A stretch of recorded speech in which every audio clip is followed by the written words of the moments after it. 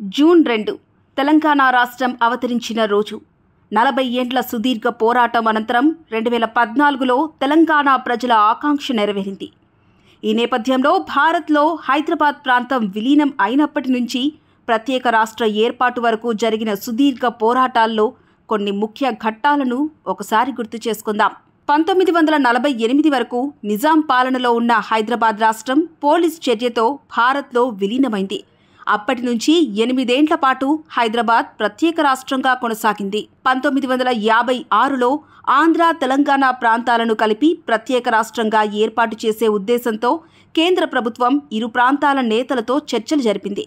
పెద్ద మనుషుల ఒప్పందంతో హైదరాబాద్ రాష్ట్రానికి కొన్ని ప్రత్యేక రక్షణలు కల్పిస్తూ కేంద్ర ప్రభుత్వం ఆంధ్రప్రదేశ్ రాష్ట్రాన్ని ఏర్పాటు చేసింది.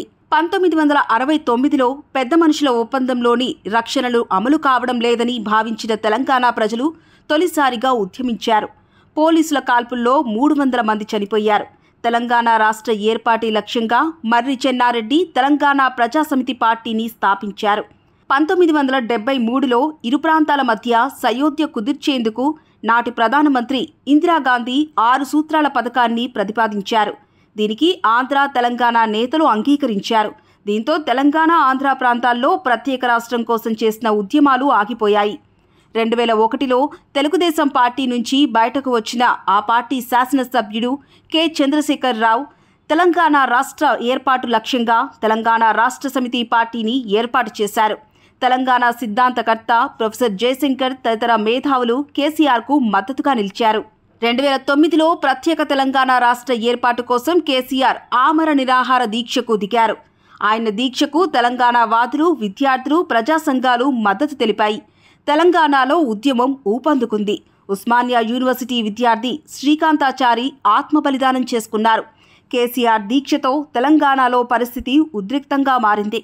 తెలంగాణ ఏర్పాటు దిశగా చర్యలు తీసుకుంటామని డిసెంబర్ 9న కేంద్రం ప్రకటించింది.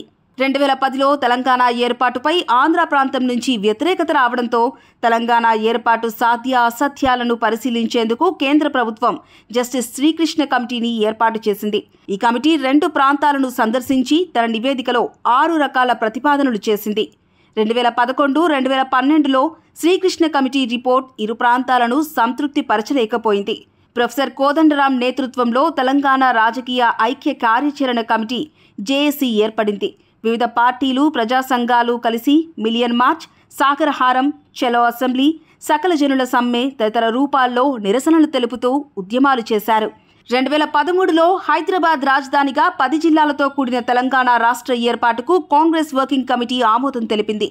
సిడబ్ల్యూసీ నిర్ణయానికి అనుగుణంగా తెలంగాణ బిల్లుకు కేంద్ర మంత్రివర్గం ఆమోదముద్ర వేసింది.